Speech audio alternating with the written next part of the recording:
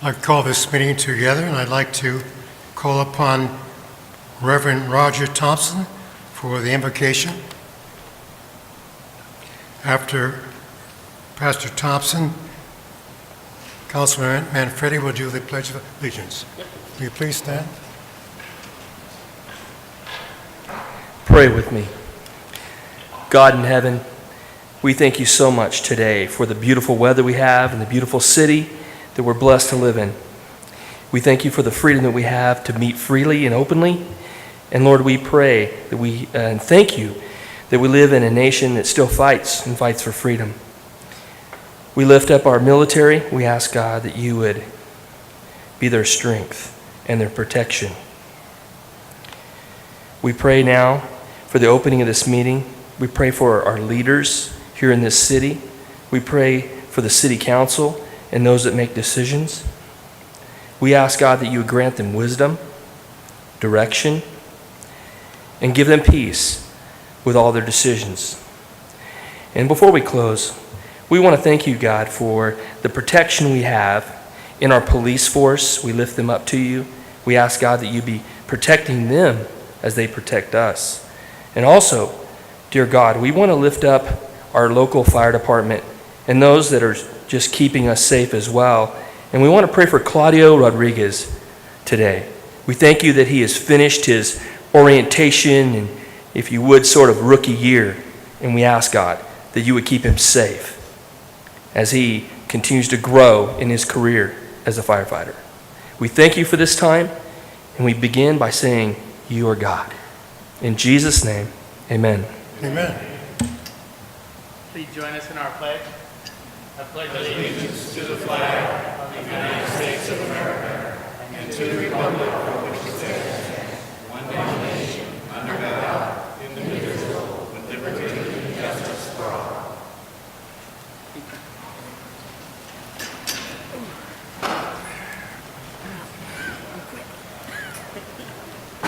Thank you very much. I forgot to mention to you that Reverend Thompson's with Calvary Chapel, and thank you very much, Councilman Manfredi, for the pledge. Like, roll call, please. Councilmember Chapados? Here. Councilwoman Gussie? Here. Councilmember Manfredi? Here. Councilmember Smith? Here. Councilmember Wade? Here. Vice Mayor Brown? Here. Mayor Price? I'm here. Mr. Vice Mayor, we have a quorum. You've probably noticed that the mayor is not here. There's a difference. He's taller. I don't have a report. Mr. Mayor, do you have a report? Okay, but Yeah, I'll just do a quick report here. Did you want to hit the proclamation? I'll do the acknowledgments first. I think the chief has a acknowledgement. Chief Lafleur.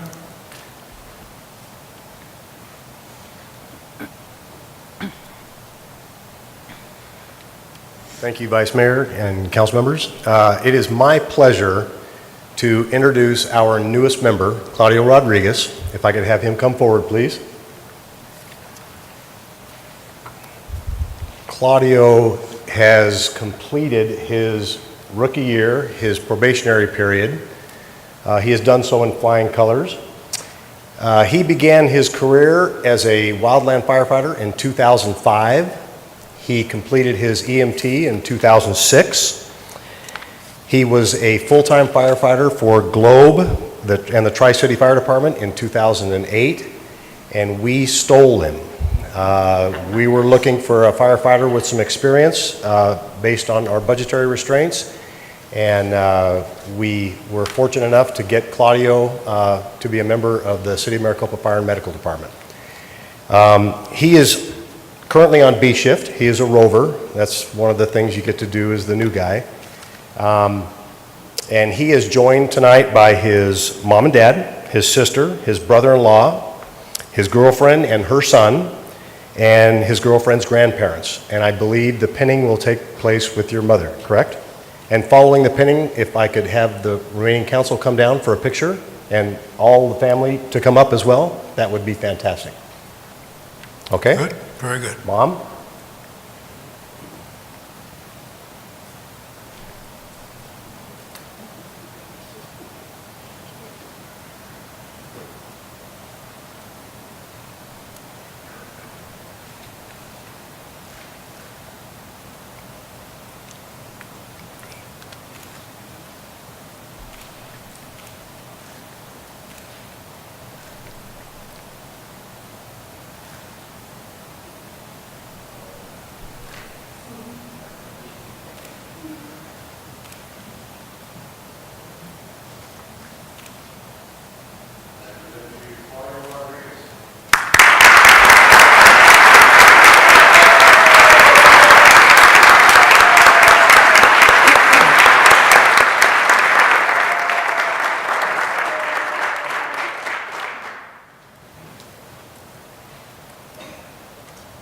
Fellow firefighters, I would also like you to come down and be in the picture.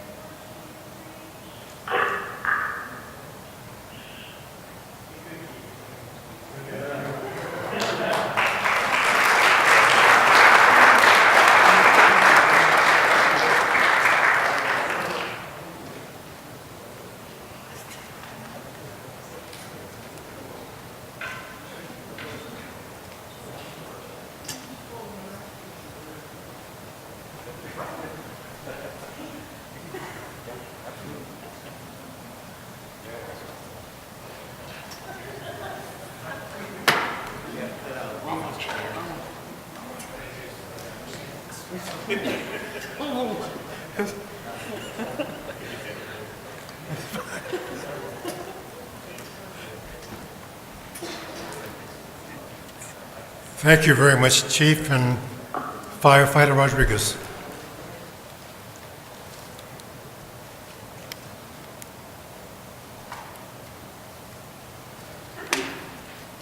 that a roll call?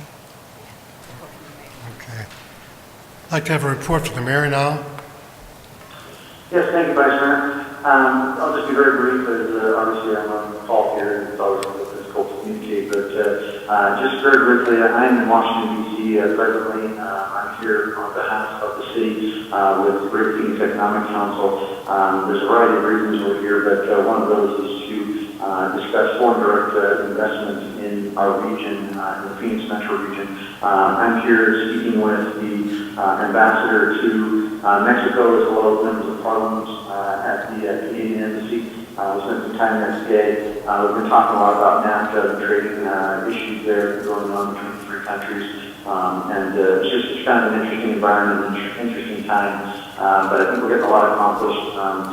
Just because I never let a moment go in the discussion with the member of parliament today, we talked about things that they could do for us. And of course, I didn't miss a beat in a room full of mayors to talk that City of Maricopa had a house and a place for him and his businesses. So anyways, we're always looking to sell Maricopa and get more business and people here. But I think we're making a lot of headway when it comes to foreign direct investment in our region and doing all we can. So I'll be back here shortly and appreciate letting me call in today. Thanks. Thank you, Mr. Mayor. Mr. City Manager report. Vice Mayor, Honorable Council, we are in the process of moving our administrative building temporarily over to the Astoria Gym site. And I would ask Chief Leffler to come up and provide you with a brief update.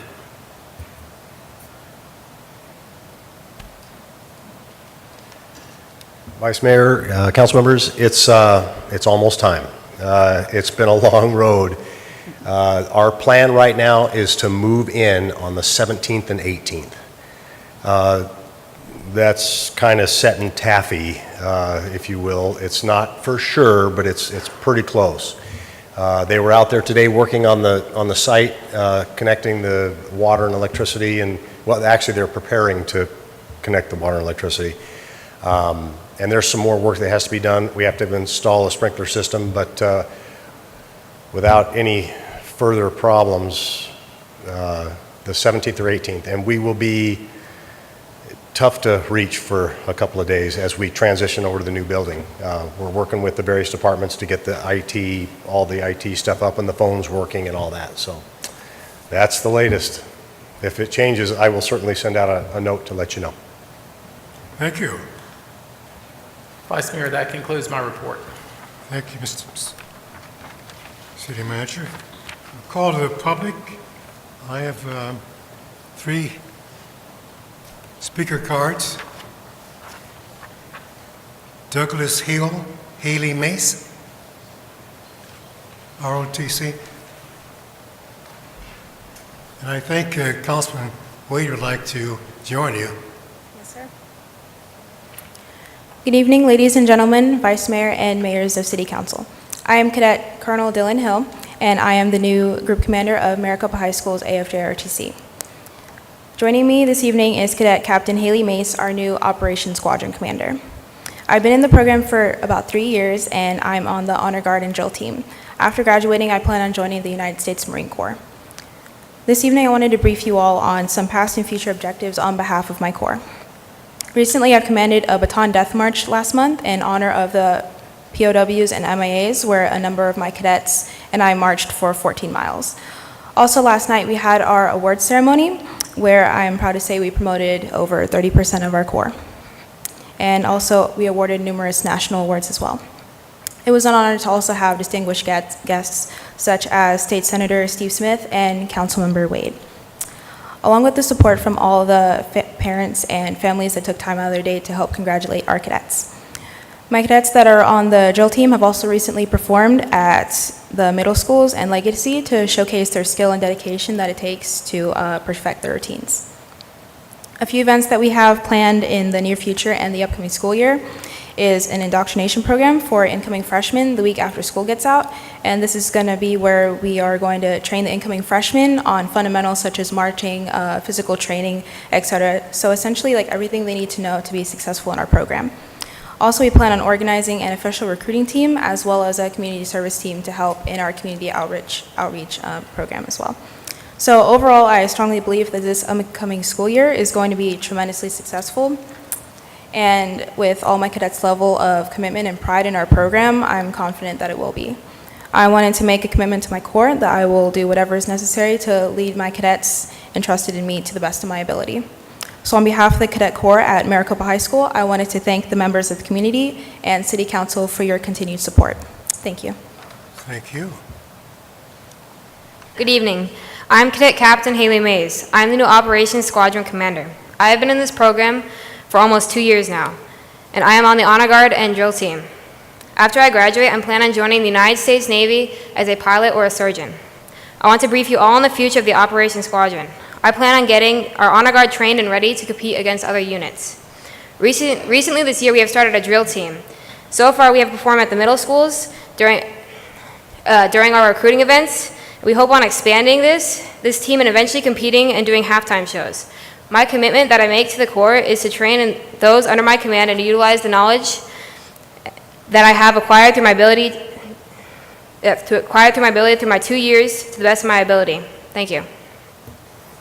Thank you.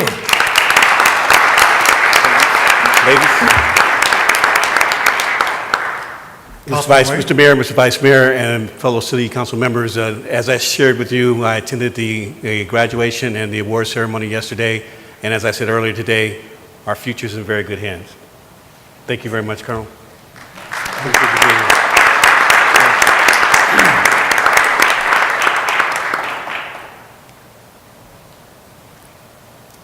Rocky Myers will speak on pickleball.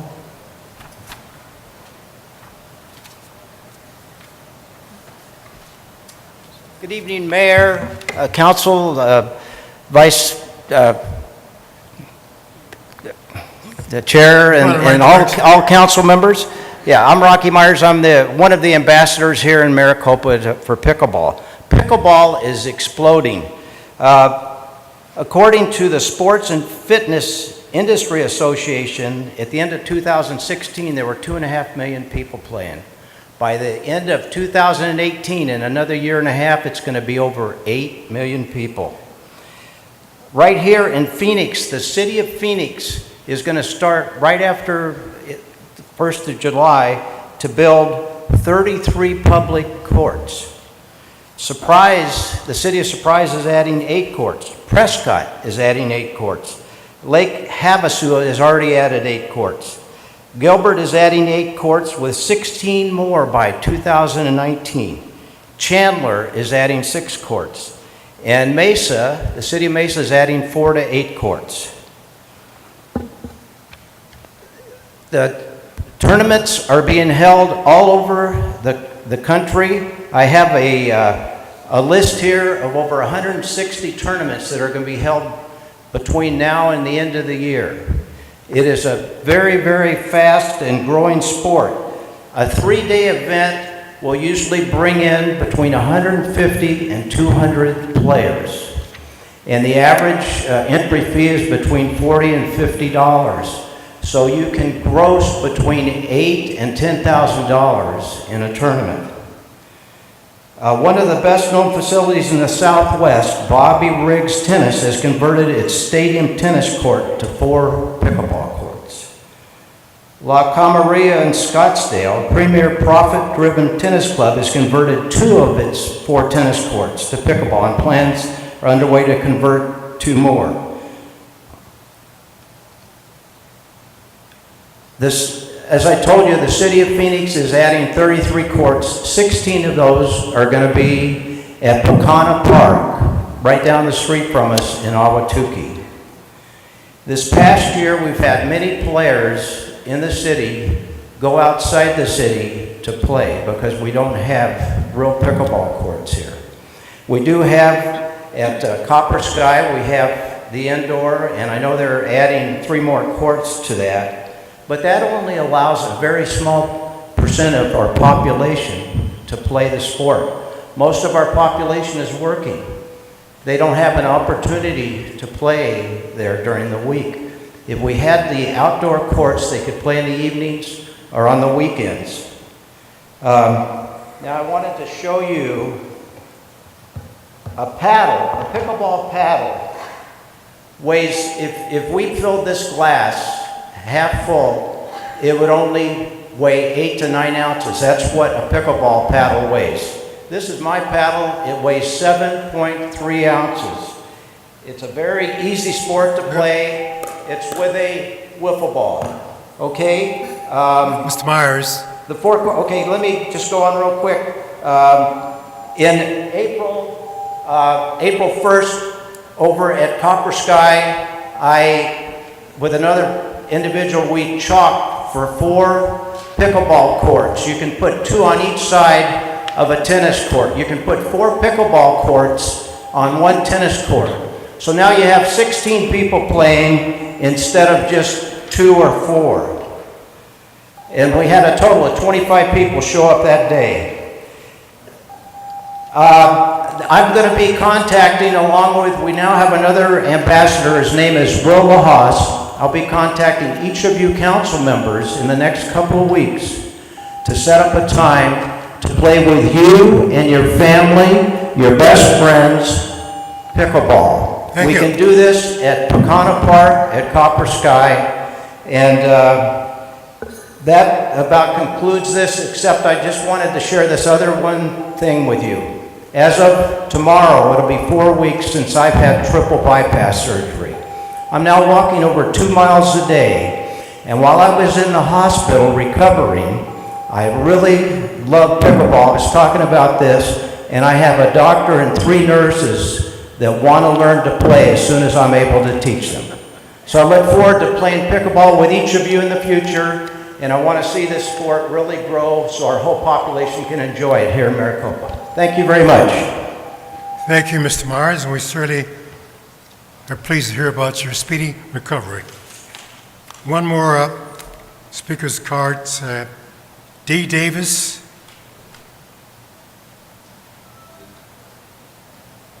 Present. Oh, it's present. Okay. President Davis. It's actually O. Davis. So Shua Davis, Local 4561, Yes. proud president of the Professional Firefighters of Maricopa. First, I wanted to thank the Honorable Mayor and the respected council for actually recognizing the Meet and Confer, the national Meet and Confer standards that have provided us the opportunity of not so much negotiating for our benefits, but it helps benefits the city and the firefighters in general. Second, as far as the process is concerned, it did go halfway well, but for the most part, there are certain things that we would like to invite the council to become a part of as far as the meet and confer is concerned. Just coming around to the stations, we'd like to invite you to come to the stations, talk to the men and women of the fire department, get a better understanding, if you would, on the 24/7, 365-day-a-year operation that goes on in the City of Maricopa Fire Medical Department. We are a premier department. We train with Phoenix, Chandler, Gilbert, all the metropolitan area. We have members right now who are actually teaching all those other departments. These are departments that have been around a lot longer than we have. We understand the fire service. We are a great group of individuals who came from other departments. We have a very good sense of what makes a premier department. We have been working so hard at our craft, our profession. We will, like I said, we would like to invite you all down or contact me. I'd love to sit down and talk with you so that we can start looking at the city code and find a better way of sitting down and discussing the benefits. I'm lucky enough to have a meeting this Thursday with the city manager and the HR director, and we're going to start this process early. It'll be a formal, but we can sit down and do an informal meet and greet. I know the members would love to have you guys come into the stations. You don't have to call, you don't have to knock. It's your station. You guys provided everything that we have over the last 12 years as a city department. We are well aware of the financial situations that the city is going through. We've always been aware. As you know, 10 years ago, we gave up raises, we gave up holiday pay. That is what this local is all about. We want to make sure that the city of Maricopa is always thriving and always in a great situation. We'll do what we have to do to be partners with the city council, with the community, with anybody who comes calling for us. So, but number one, I just wanted to thank you for recognizing the meet and confer and taking the time to look over our document. Thank you. Thank you, President Davis.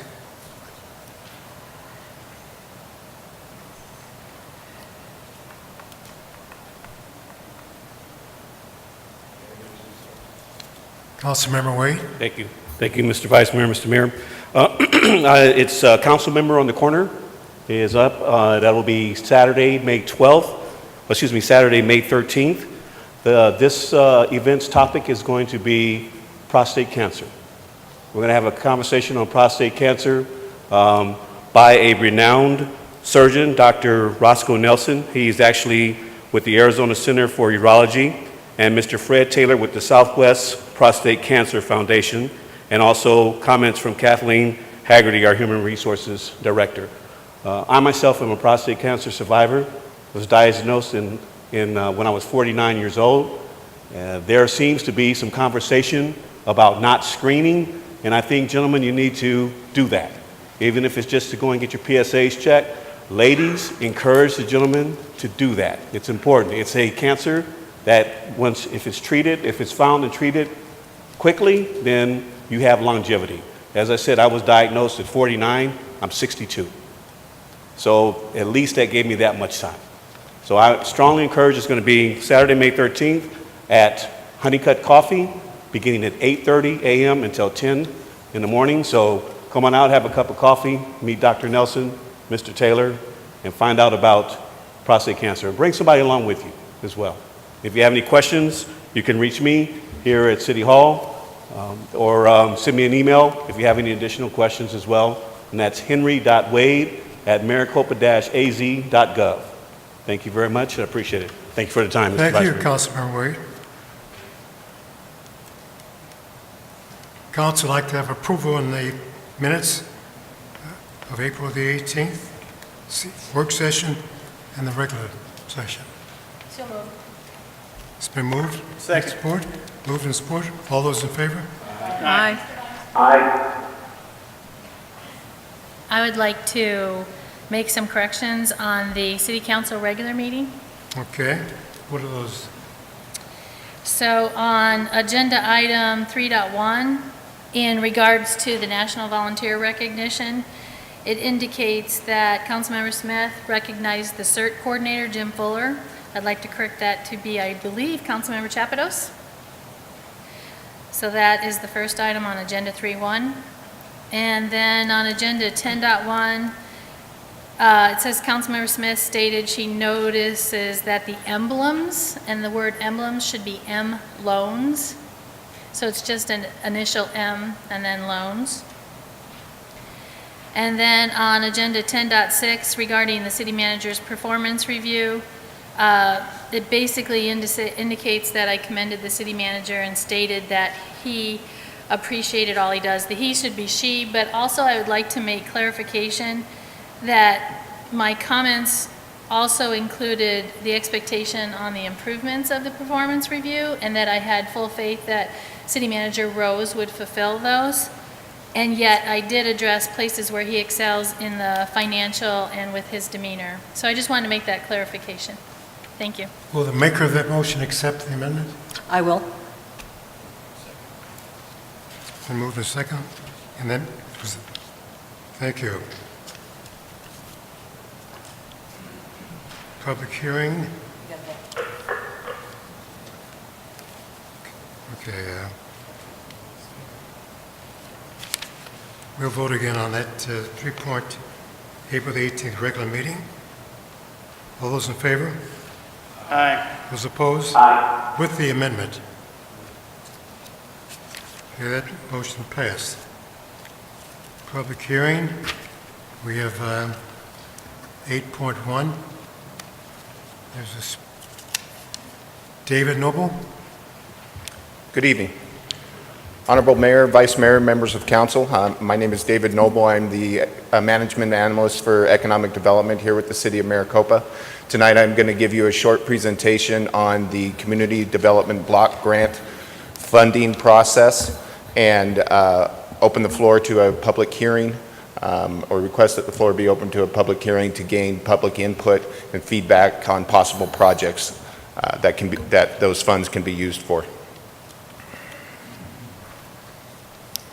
I do have a speaker card for Robert Livingston to speak on 8.1.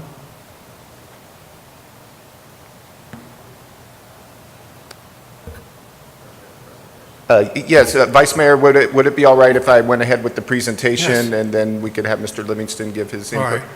Thank you.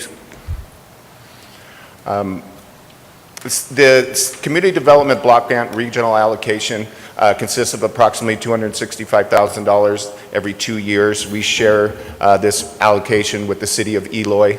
The past 2 cycles, funds have been used to demolish buildings that were deemed a safety hazard in the Heritage District. Some of the requirements are the funds must be used to benefit low to moderate income persons in areas, alleviate slum and blight, or address an urgent need. It has been recommended that we have a number of projects suggested so that we have a fallback plan. Some of the possible uses could include public infrastructure, housing, public services, or economic development. Here's a little bit quick update on the process. A conditional letter of intent was sent to the Arizona Department of Housing. It was due on May 1st. It was sent last week. The requirements are that we hold 2 public meetings for public input. This is the first public meeting. The second one will be held at the June 6th City Council meeting. At that time, at the June 6th meeting, only the projects that were brought forth in this meeting will be considered and debated after evaluation by the City Council. And then we would request a recommendation from City Council on the use of the CDBG funding. Our grant application is due to the Central Arizona Association of Governments on August 1st for their review, and the formal submittal will be to the Arizona Department of Housing on September 1st. Staff has met with members of the Development Services Department, Public Works, and Economic Development Department and come up with 3 possible uses for the CDBG regional allocation. The first is a flood mitigation study for the Heritage District. And, the study is intended to provide floodplain mitigation solutions. It will help encourage investment in the Heritage District. Improvements will improve public safety in the area and will also cause lower costs for home improvement for those members of the Heritage District. Other possible uses are completion of the right-of-way acquisition for Taft Avenue. I believe it's the north side of Taft Avenue. It has been suggested that we improve pedestrian access along Edwards Avenue, as portions of those are deemed a safety hazard with residents and students crossing the railroad tracks. I'm here to answer any questions about some of the projects that the staff has brought up or the CDBG process. But again, a reminder that this is strictly a forum for the public and the council to give input on possible uses for the project.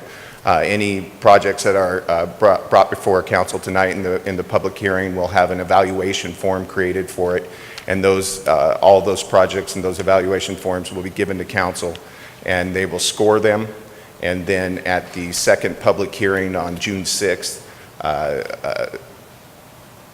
public input will be given on the projects that were evaluated, and ask that council recommend a use for those funds. Thank you, David. There's a question from Councilwoman Smith. Yes.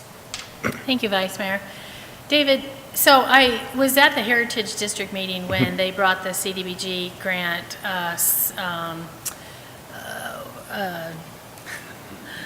opportunities to them to look at. And at that point, it was really just the flood control study within the Heritage District.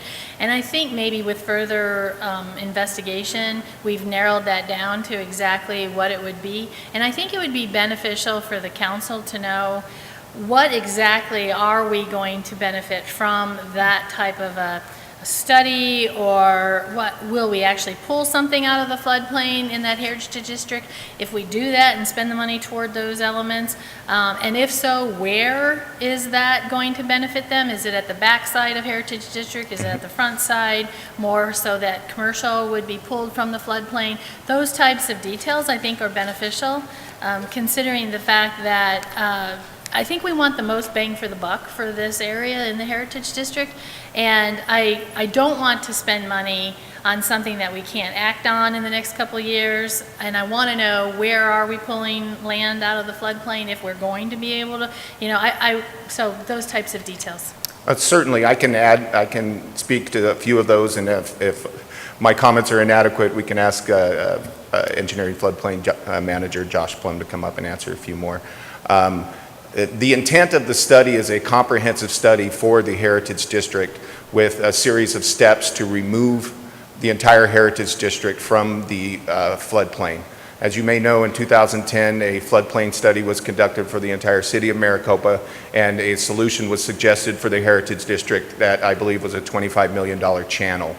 That is not feasible at this time or any time in the near future. So we thought this would be a good idea to get a series of incremental steps that we could start removing pieces of the Heritage District from the floodplain. Josh Plum has been in contact with the Pinal County Flood Board, and they have sent a letter saying that there are portions of the Heritage District that will be removed upon completion of the study, just through study and paper research. The study will also be commissioned to include funding sources to address some of these steps that will come with the conclusions of the flood mitigation study. We have also been counseled that we do not want this study to be one that sits on the shelf per se. So we intend the study to be action-oriented with possible funding sources as well. And so you say that you've been in discussions regarding the fact that some of Heritage District will be removed from the floodplain. Is that instantaneously done once the study is done, or is there money to be spent to make that happen, or how long does it take? I'm going to ask Josh Plum to come up and answer those specific questions, but it's my understanding that we will not know which specific areas will be removed until the study has been completed. But, Josh. Thank you. Mayor, Vice Mayor, Councilmember Smith, it would be an instantaneous removal is what we believe here. There's an area that was identified during the design of the Edison Road project that showed very low flows through there, flows that through a letter of map revision by method would allow us to put it into shaded zone X. What we don't know right now is what the extent of that would be, but we do believe that there would be an immediate impact of this study for some portion of the Heritage District to be placed from a special flood hazard area into the shaded zone X, which allows us to develop. And so please share, what is shaded zone X? The shaded zone X represents the area that FEMA has defined as having the less than 1% chance of annual flood or 1% chance of annual flood under 1 foot, which is what this area would be. It would be under 1 foot.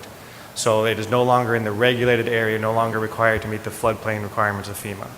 And this is primarily in the Edison Road area where we just did the new road, and I know we pulled our piece of it out of the flood zone or floodplain, but you're talking to the west of that, to the south of that area, or is that the right area? Mayor, Vice Mayor, Councilmember Smith, the area that's been definitely identified is the area right around Edison Road. So it's the portion going from Roosevelt up to SR 238. We don't know if it's broader than that yet, and we won't know until we get a study that examines a larger area than what the road analyzed. The portion of the city's property that is outside of the flood hazard area was not pulled out by any of our efforts. It just was higher, Okay. and therefore was not included in the special flood hazard area at any time. Okay, and the area that you're talking about being classified as shade at X? Shaded zone X. Yes. Shaded zone X. That would require nothing of a developer who wanted to come in and purchase that land or someone who already owns that land. It would require nothing of them in terms of bringing it up out of the floodplain? Yes, Mayor, Vice Mayor, Councilmember Smith, that's correct. It would not require any efforts on the part of a developer to meet the FEMA requirements, to not have to be to address the issues of a special flood hazard area. Okay, that's actually much more promising than I originally had thought, so thank you for that information. Welcome. Any other questions of David or Josh? Councilmember Wade? Thank you, gentlemen, for your report. The expected funds are $265,000, and of course, when you're requesting CDBG, they can adjust it based on what would be available for other organizations that may request CDBG funds. I know you anticipate 265. Yes. Is there a break-even amount that will still allow you to do what you're trying to do? Honorable Mayor, Vice Mayor, and Councilmember Wade, I am not aware. I have been told that the funds will go from anywhere from $250,000 to $300,000, and that the last allocation was around $265,000. So that's what we were told to expect, and that's what we've been budgeting for. Thank you. Councilmember Manfredi? Question, Edwards, the sidewalk on Edwards, that's the road behind the school where the Head Start is, correct? That's Edwards? Honorable Mayor, Vice Mayor, Councilmember Manfredi, yes, that is my understanding. Currently, there's a sidewalk on the south side? I am not Yes. aware. Yes. I'm going to ask Planner Ryan Wozniak Okay. to come up and answer some of your Thank you. questions about that project. Thanks.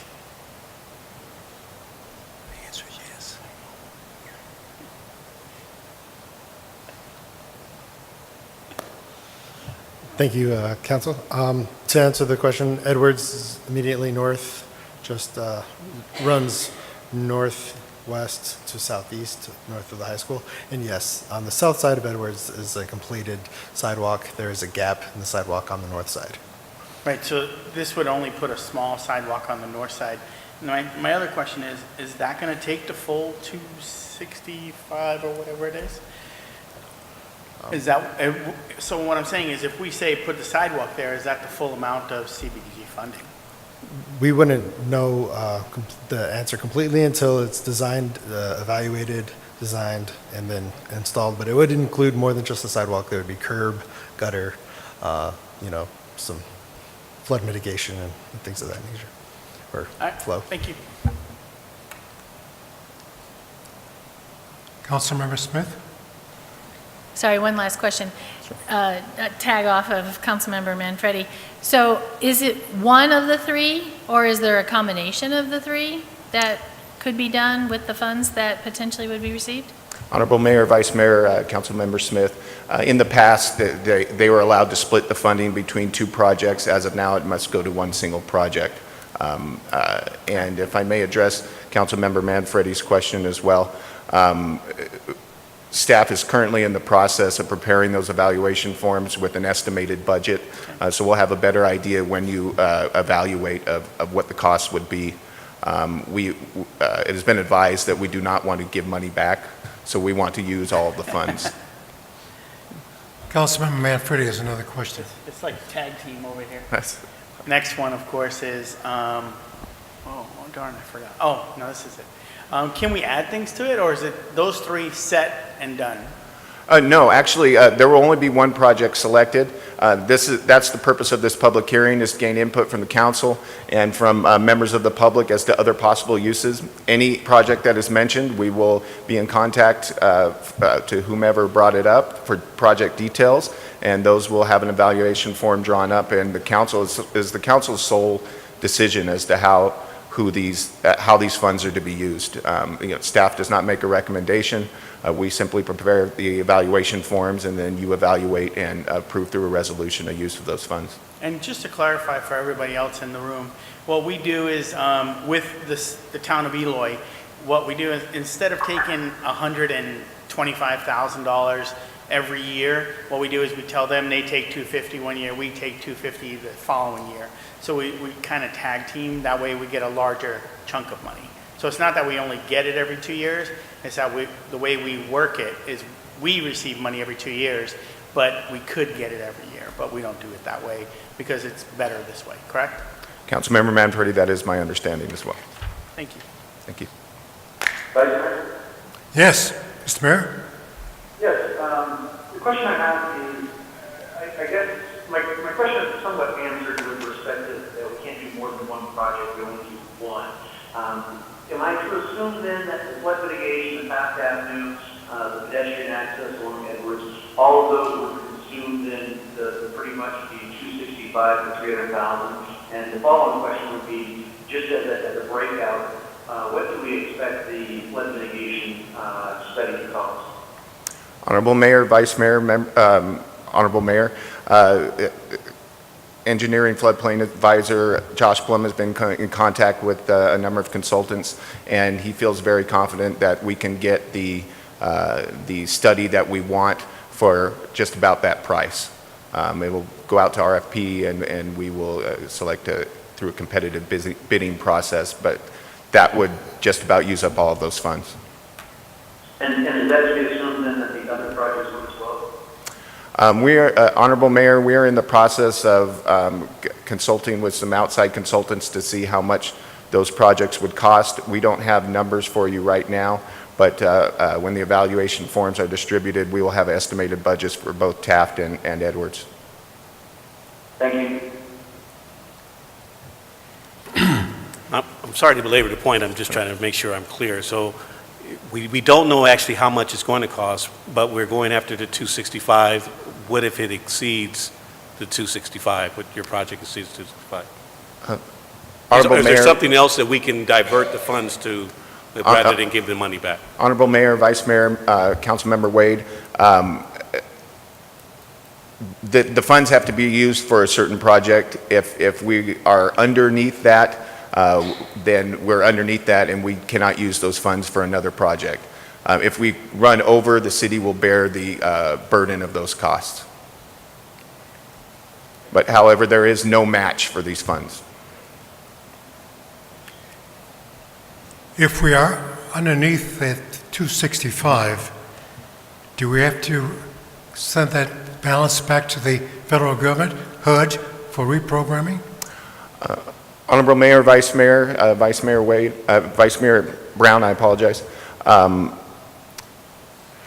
it is not, we do not get the funds in total. We are not given a check per se for $265,000. What happens is as expenses, as we incur expenses, we charge it to the grant, and then we are reimbursed within a week to 9 days is what I've been told for those kind of funding. And we have built into next year's budget capacity to use this funding in our budget. Any other questions? Thank you, David and Josh. Mr. Livingston wanted to speak to this issue. Yes, thank you. Vice Mayor Brown, Council, it's my pleasure to be here tonight on behalf of Wendy Webb and the many volunteers at FOR Maricopa. Got a bunch of those folks in the house tonight. Raise your hand. Wendy asked me to come and speak on behalf of FOR Maricopa to ask for consideration for this grant. As you know, the food bank has served Maricopa for many, many years. Last year alone, over 100,000 individuals received help from the food bank.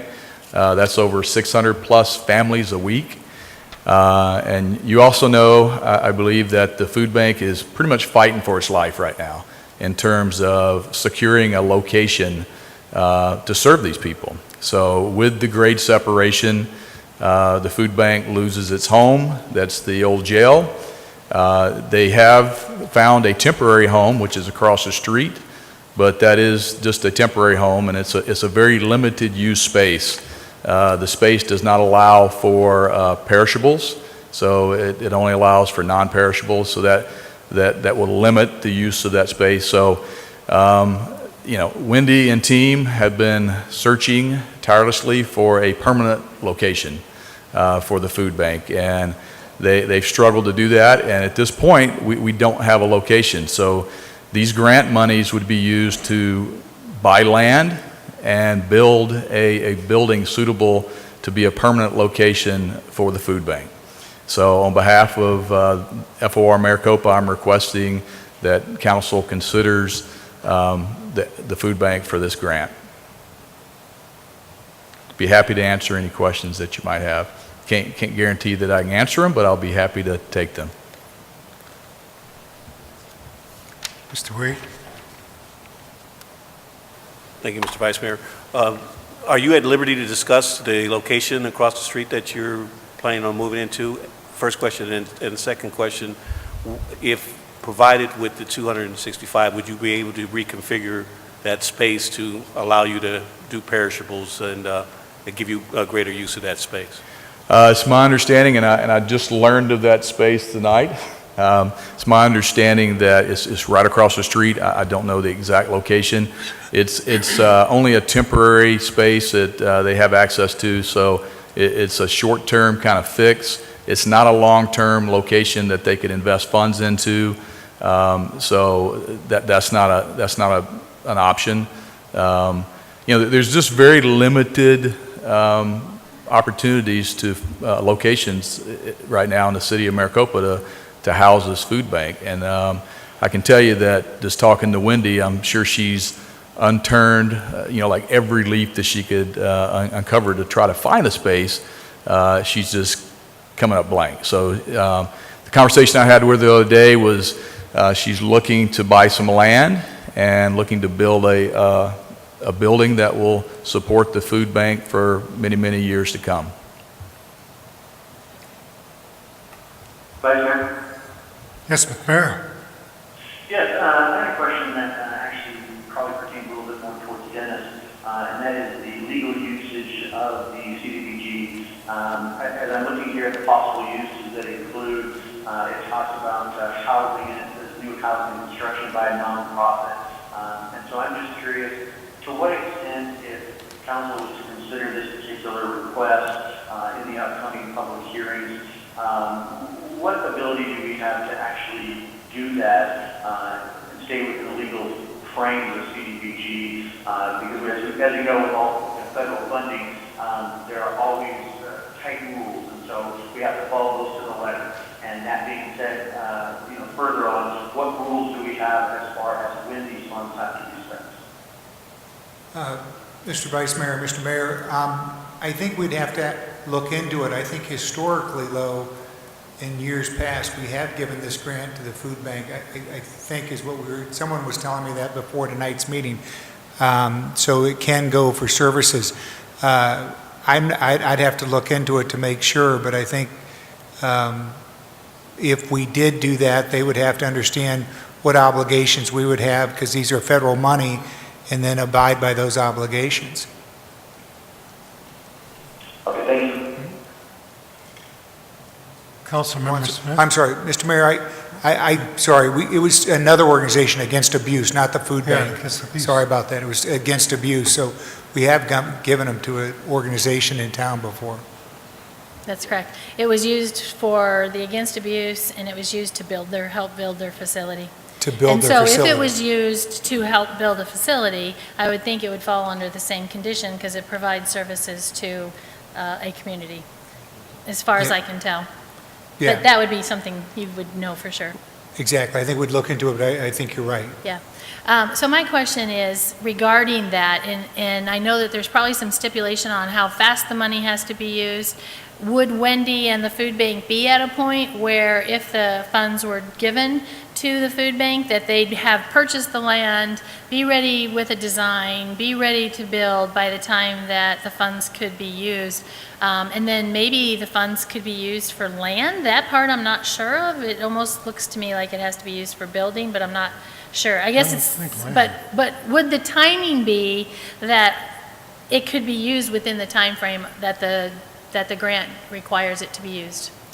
Councilwoman Smith, I don't know the answer to that question.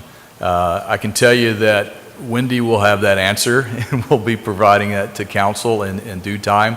I know Okay. she's actively searching for a location. Okay, and then, so my question, David, is it officially then considered an option that we look into because of the fact that they've come forward and asked that it be added? Is that just automatic, or does the council have to make some decision? Honorable Mayor, Vice Mayor, Councilmember Smith, yes, as the project has been raised here in the public hearing, it will have an evaluation form, and I will contact Ms. Webb Okay. to get details on that project. This has a really tight schedule. We have to be ready for June 6th, so we will make sure that we get those details from her. As to your question earlier, the funds have to be spent within 2 years of receipt of the funds. We expect that to be, I believe, after the first of the year, in 2018. And there's a couple other details that I can share as well, but that you will use in your evaluation form. If funds are granted to a nonprofit for services, if they are used to build or to improve a property, and I believe they can be used to purchase land, that's good.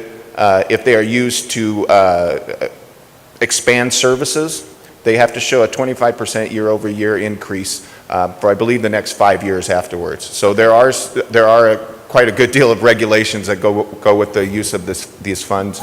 I'm doing my best to catch up and learn about this, so I apologize if I don't have all the answers for you this evening, but we will by the time it's time for you to evaluate and recommend a use. Perfect, thank you, David. Thank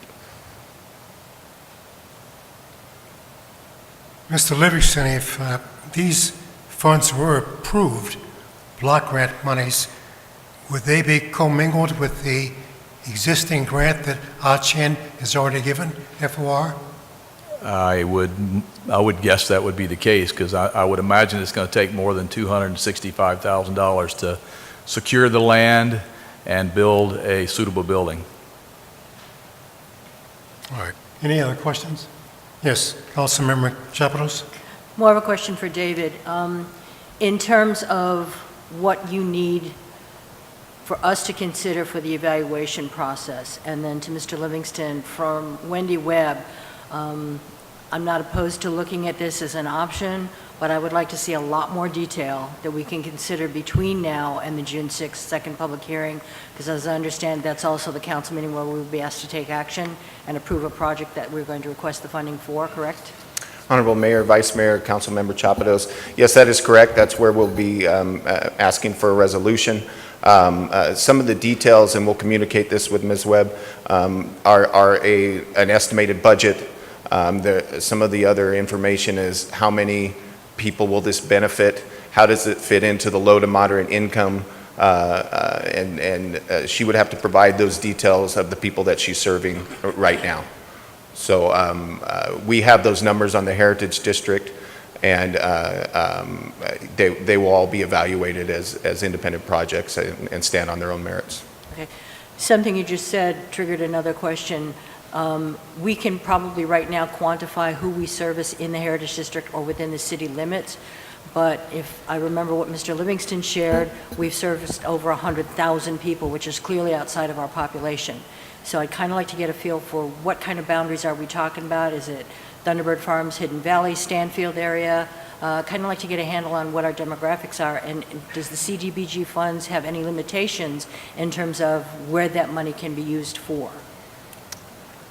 I mean, if it's directed towards services, let's say, or expanding services or the building, does it matter who takes advantage of that service? Honorable Mayor, Vice Mayor, Councilmember Chapados, I believe the answer to your question is that we are intended to provide services for residents who live within the city of Maricopa. I would have to ask the Department of Housing and Central Arizona governments for further clarification on whether or not they can be used for a much larger area. I believe that was the intent of your question. It was, thank you. Okay. Okay, if there are no further questions from David and Josh, thank you, Mr. Livingston. These public hearings are closed.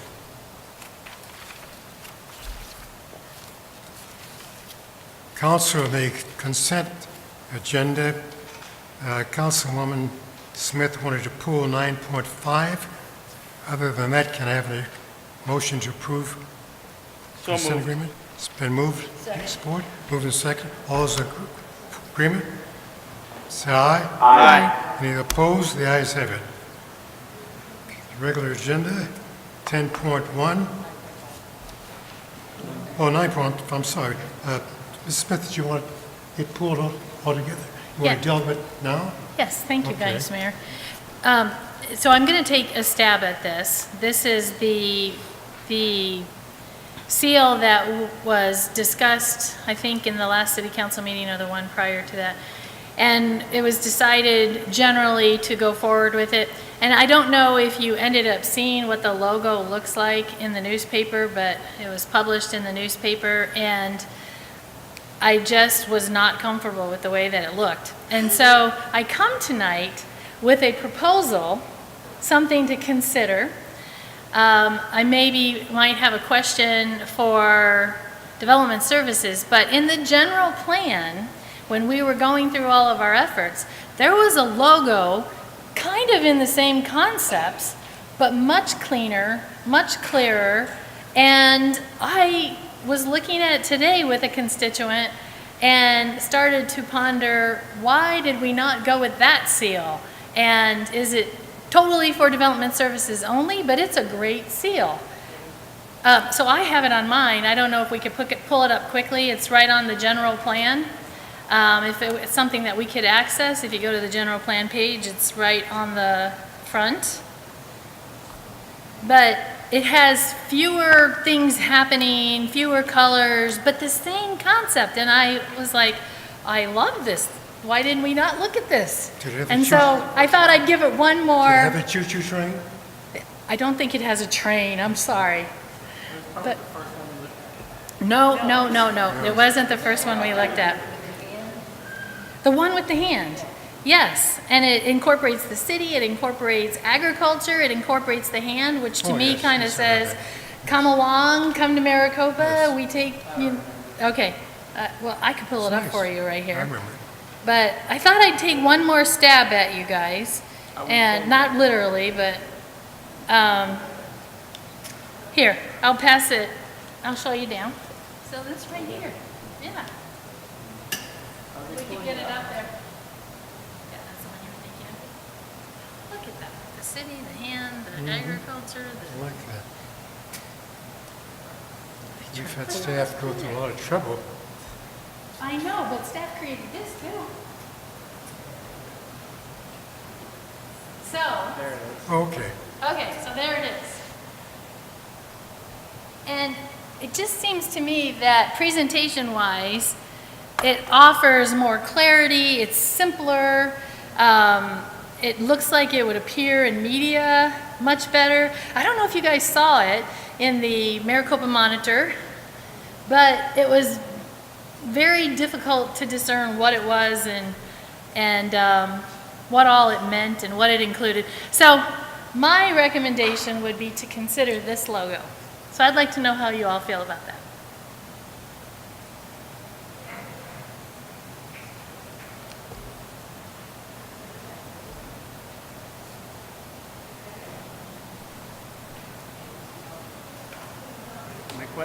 My question is, can the mayor see this?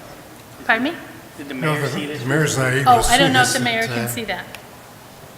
Yes, I can see it. Thank you. Okay, thank you. Vice Mayor? Yes, My only comment is that you all spent over 8 months, I believe, on the previous ones. yes. Did this ever come into consideration way back then? I'm going to be honest, I saw it during the process and liked it then, and it's my fault for not bringing it forward. And then in a discussion tonight, it came about again that I was discussing it with a constituent. And I was going to pull this item before even seeing this tonight, just to talk one more time about gathering public input. And I know that most of you are against that idea or think we're beyond that, but this is something that's already prepared. We don't have to talk much more about it. But if you see that it has value in the fact that it's simpler, fewer colors, easier to discern in terms of what its intention are, if you see any value in that, I just wanted to bring it forward without being silent on it. Where would the name Maricopa? Well, I think similar to what we have, it could have a ring around it, similar to the proposed one, Vice Mayor. Do you mind putting the previous one up?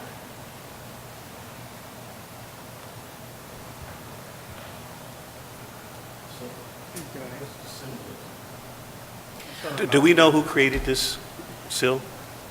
Yeah, Honorable Mayor, Vice Mayor, Councilmember Smith, or Wade, excuse me, that was created by Annabelle, who was our previous graphic designer before Daniel. Do we know anything of the symbolism for the colors and mountains? I don't, to be honest. I know she picked the color scheme to match the city of Maricopa color scheme. We went over some different designs when we were laying out planning Maricopa, and that was the one that everybody selected. So it has the mountain, it has the sun, it has what I interpret to be the agriculture, it has the city, it has a hand which to me, it feels welcoming and inviting people in. I'm just going to make a comment on this one. You have the cotton fields, I'm going to assume that that's what this is, okay, because I wasn't here during those conversations. You have the train, and these are two aspects that the other one doesn't have, and the other the family members or the families down here. So these are, and I'm going to assume that that's a pecan tree. Is that what that is? A what? A pecan tree. So these are historical aspects of the city that you all incorporated, and I'm sure that's why you spent you spent 8 months debating Well, this. let's No? be clear, it wasn't 8 months. It Okay. was like 2 or 3 meetings of a half-hour to an hour-long conversation. So I don't want to exaggerate yes, in duration, but it's a matter of the fact that it wasn't a priority, and so it didn't move along fast. That's the only issue. It's not like it took 8 months to really But right now, you develop mentioned and it wasn't a priority, but correct me if I'm wrong, is it a priority now to get this done because we wanted to get some things done, like soon?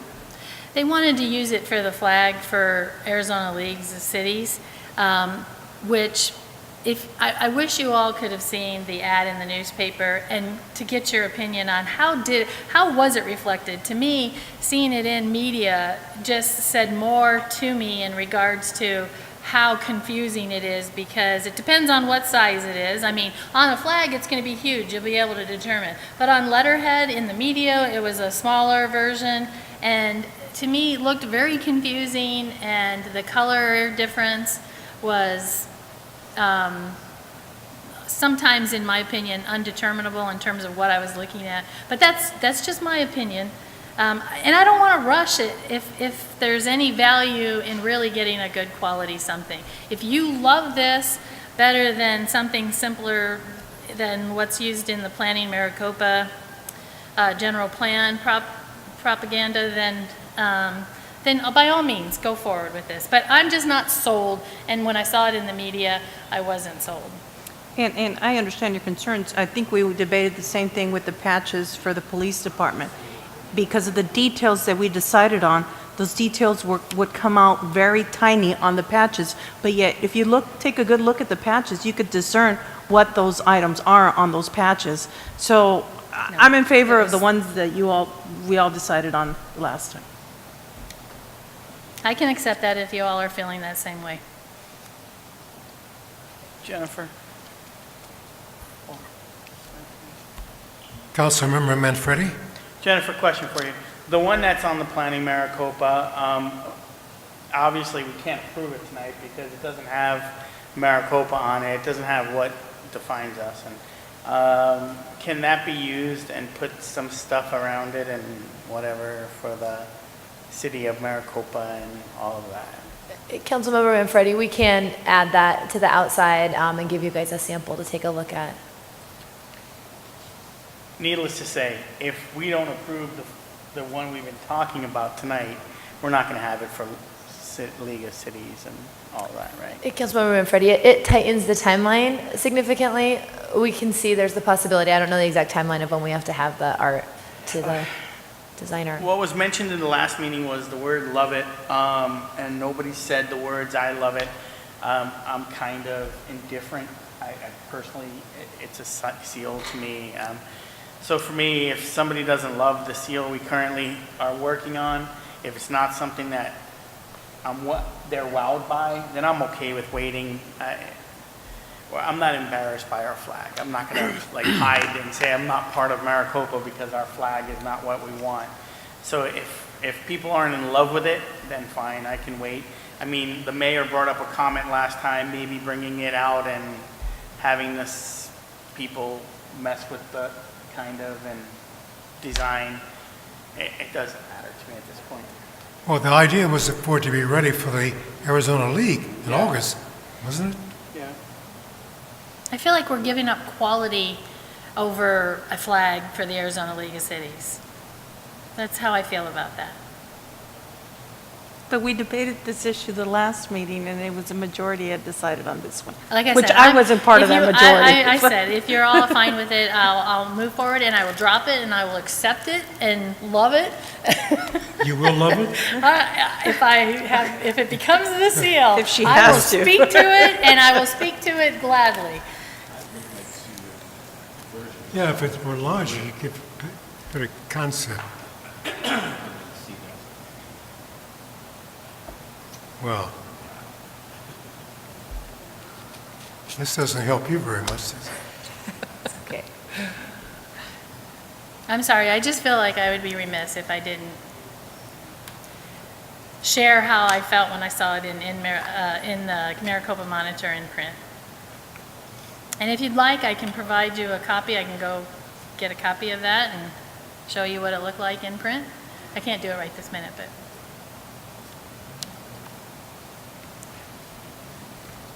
Vice Mayor? Yeah. Yes. So let me speak to this for just a second. These are similar topics that we talked about last time. In partial, I definitely agree with Councilman Smith that, you all know that I wanted to take it back out to the public. I wanted to, really kind of draw it down to have kind of a competition, narrow it down, and, have that one or two that you put against this one. And that way you can say you love it because you looked at all the possible options. But the council did move forward with the, direction of saying, it's time to move on. And while that went against what I wanted, at the end of the day, it's what council said. And so, while Councilmember Smith is well within our rights to bring it back up as we're voting on it for official being or whatever, at the same time, I would say that I do not like the other Planning Maricopa one compared to the one that we have worked on. And so that then begs the question, if we're going to delay this, do we delay it in full go back out to the public, or are we just delaying it so that we can put the other one against this one? And if that's the case, then a delay is a delay.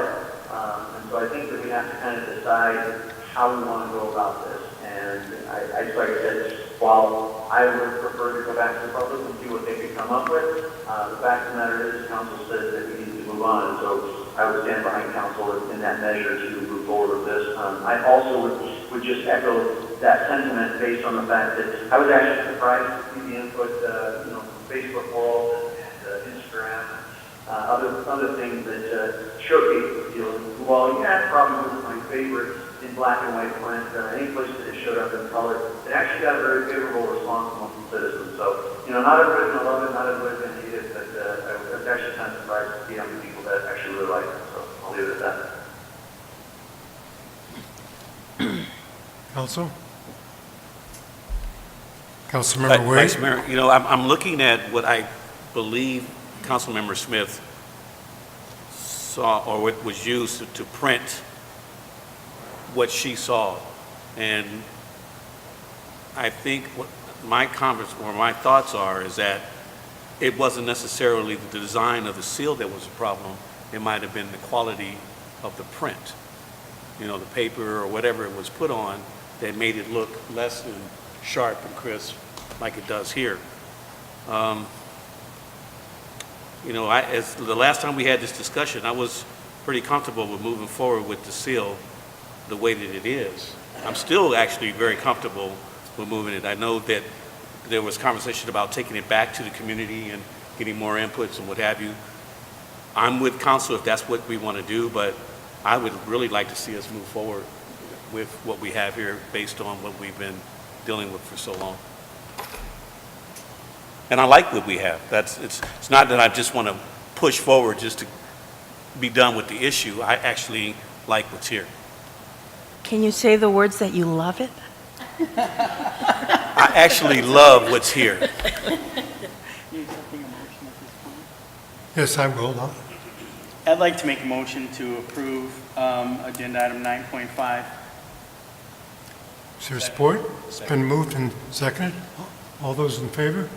Aye. Aye. Those opposed? Aye. The ayes have it. Okay.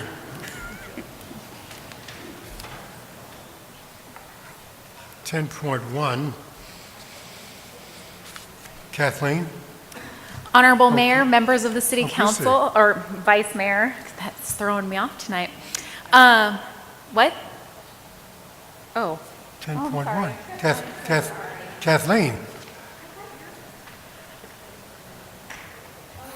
Mayor and Council, I'm here today to recommend that you approve a new 2-year agreement.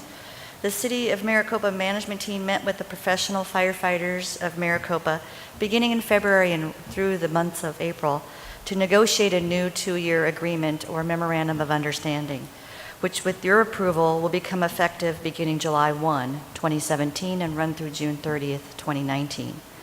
The discussions were thorough and professional, and we're here today to submit to Council this new 2-year agreement and advise you that the City of Maricopa management team and professional firefighters of Maricopa do not have any remaining areas of dispute. I can answer any questions you may have. We have a speaker's card on this subject before we take the vote. And also, Councilwoman Gussie wanted to speak to this issue after we take the vote. So, Justin Thornton.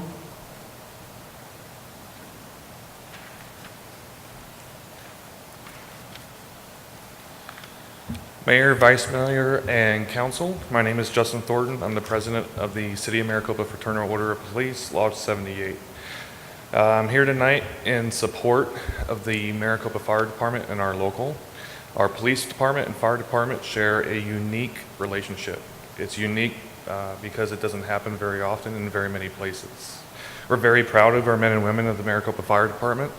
The relationship is based off of mutual respect and friendship, which is why the Maricopa Fraternal Order of Police, Lodge 78, is here tonight in support of our men and women of the fire department and our local IAFF. Thank you. Thank you. Kathleen? Did you make your point? Are there Now, any questions? Before we vote, Councilwoman, yes. Well, it's not you, it's Councilwoman Smith. Thank you, Vice Mayor. Kathleen, one of the benefits that's in the agreement, which I think is very important, is a benefit to pay for colonoscopy testing. And my understanding is that firemen, firewomen have, well, firemen particularly, firewomen have a greater opportunity, a greater chance of acquiring colon cancer. And so a colonoscopy is very important because of that risk and that added risk. So I definitely want to support our firefighters in giving them that opportunity for an additional test. But given that, I would also like to see, I know this is a 2-year agreement, I would like to see at the end of those 2 years the fact or the information in that the firemen, firewomen took advantage of that testing and that benefit, because that's the entire purpose, is to eliminate the risk and the chance that that might happen. So that's something that I would like to see at the end of the 2 years. Thank you, Councilwoman Smith. Any other questions or comments? Just a comment. Yes. I wanted to say a few words here. Me da mucho orgullo de ver que la ciudad de Maricopa le va a pagar a los bomberos empleados que tienen la habilidad de hablar y representar la ciudad de Maricopa en el idioma de español. And what I've just said is that I am very proud of the fact that the city of Maricopa, although we've always had Spanish interpreters within our fire department and our police department, I am very proud of the fact that the city of Maricopa will be compensating those firefighters and police officers, well, I'm sorry, firefighters that have the ability to speak in Spanish and give us that much needed service. That's all. Thank you. Thank you. Thank you, Councilwoman Bessie. Can I have a motion on 10.1? It's been moved. Is there a second? Moved and supported. All those in favor? Aye. All those opposed? The ayes have it. Vice Mayor, before we move on, Yes. I just wanted to say that, as you know, that council has just approved this item, but that being said, only part of our public safety has gotten to this point yet, and so while typically we do a signing ceremony, we will wait until we reach an agreement with the other portion of public safety, at which point we'll do a signing ceremony with everybody. That is correct. 10.2 is ordinance. An ordinance of the Mayor and City Council of the City of Maricopa, Arizona, amending Section 18-4-2 and Section 18-10-6 of the Maricopa City Code regarding pets within city parks and providing for severability and the effective date thereof, discussion and action. This takes a roll call vote on this.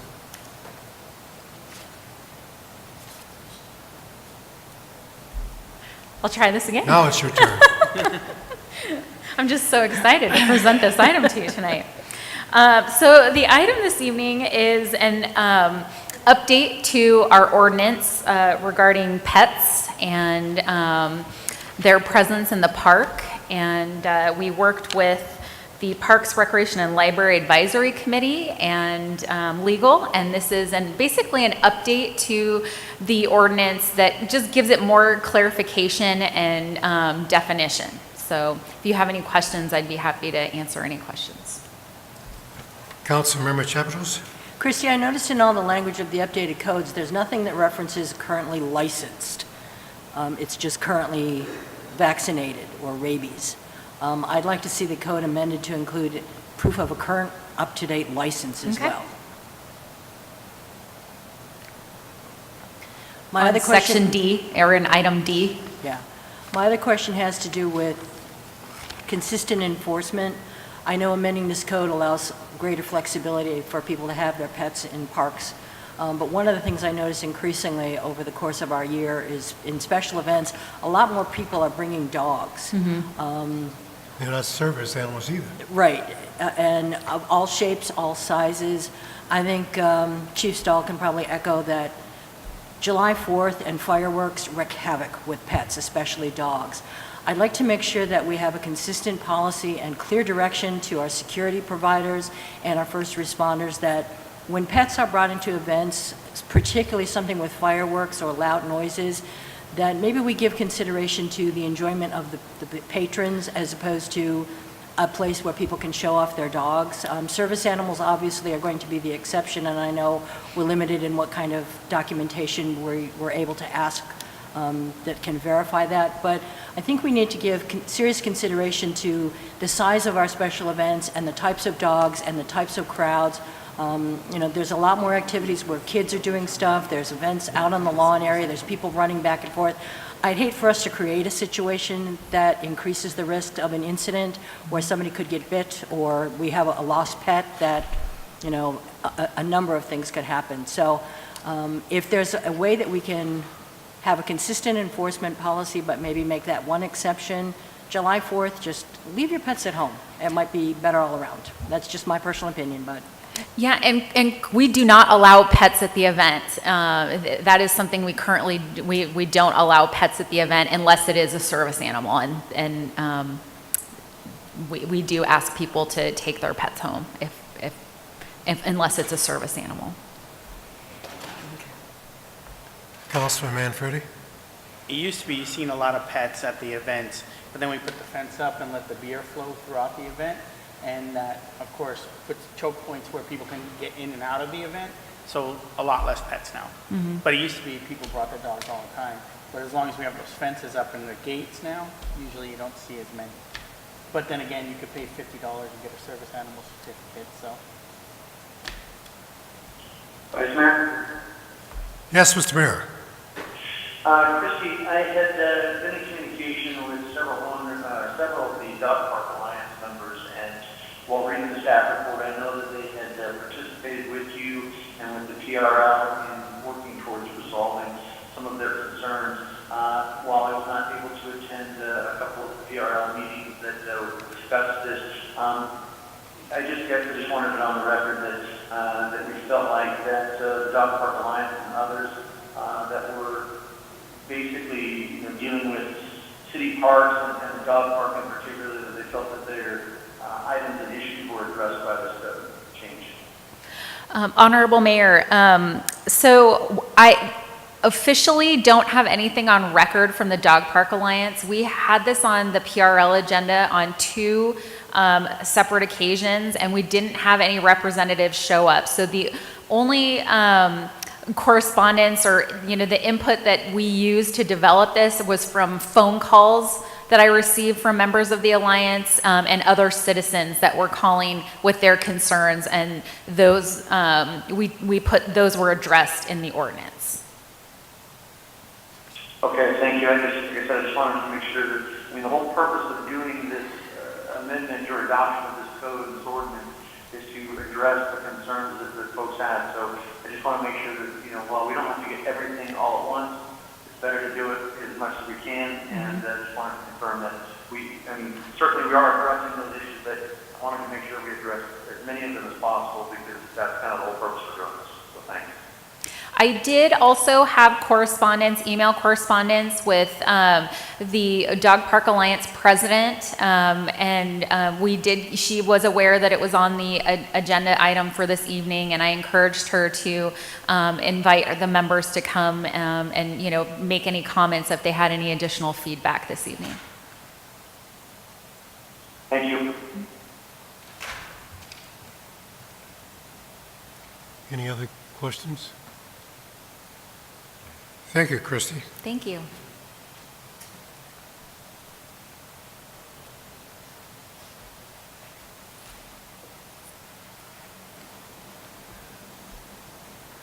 Ready for the vote? Vice Mayor? Yes, Vice Motion. Mayor. Can we get a motion and a second, Okay. please? I would be willing to move to approve ordinance 17-04 with the stipulation to add also a current dog license as proof. What was the language? Current what? Current dog license. License. In Mr. Mayor, Vice Mayor, Councilmember Chapados, what section did you want that to be in? Christy, did you say it was D? Yeah, so it's section 18-4-2 under pets, and then it's item D. but it already says at all times, any domesticated pet within the park shall wear up-to-date tags indicating the animal's rabies vaccinations are current. So what are we adding there? I'm not sure exactly which section it was, but when I was reviewing this, it specifically mentioned rabies tags, vaccinations, but I didn't see the word license mentioned. If tags is acceptable, Is tags acceptable? that's my question to you. If that's interpreted as a license, then that would be adequate. I think we've always interpreted tags meaning a license. Okay, Yes. then I'm fine with it as it stands. Is there a second to that? Look at me, I second. It's been moved and second. All those in favor? Aye. Vice Mayor, can we get a roll call? Okay. Councilmember Manfredi?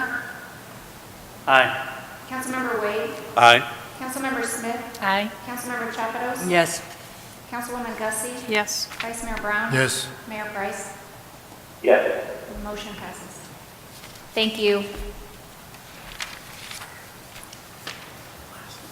10.3, Brenda?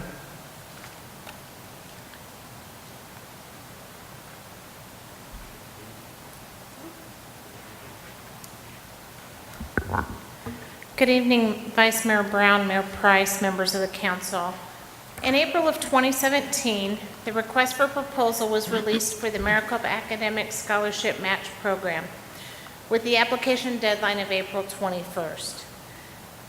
2 local nonprofit organizations applied to participate in the Academic Scholarship Match Program, requesting a total of $4,000 in matching funds. Friends of the Maricopa Public Library requested matching funds for the Friends of the Library Scholarship. The amount they requested was $2,000 to match their $2,000. Maricopa Chamber of Commerce requested funds for the Maricopa Chamber of Commerce Scholarship. They requested $2,000 in addition to go with their $2,000 applicant match. The applications were reviewed, discussed, and scored by staff of the City of Maricopa. Staff makes recommendations to the Mayor and Council for full funding for the following applicants: Maricopa Friends of the Library for $2,000 and Maricopa Chamber of Commerce for $2,000. With approval of the recommended award, staff will proceed with obtaining evidence the organizations can match the funds and distribution of the funds, with funds to be distributed by May 18th. Any questions? Any question? Yes. Vice Mayor, I move to approve 10.3, provided that they meet all the requirements and stipulations of the application process. Second. It's been moved and supported. 10.3.